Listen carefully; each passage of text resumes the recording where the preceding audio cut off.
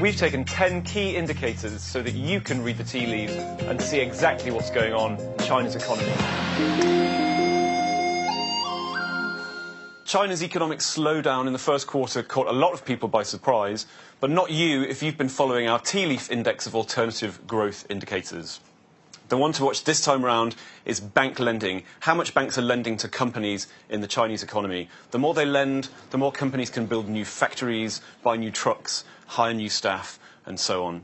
Now, bank lending has slowed to companies recently, and in fact, in the first quarter, banks lent less new credit to companies than they had a year earlier. Why is that? Well, there are two reasons. One is that they're starting to worry that some of the reckless lending they did in the past is going to go bad.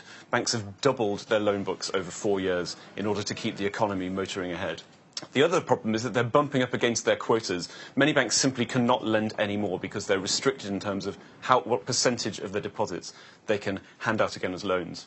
Now, banks in China are pretty creative, so they're finding all kinds of ways around this. So-called shadow banks are springing up, where banks find other ways to get credit to the customers they like. They get companies to lend to each other. They guarantee companies invoices and bills. The list goes on. There are many ways of performing this kind of trick, but there are signs that this kind of shadow lending is not as productive as the normal kind, as good old-fashioned bank loans.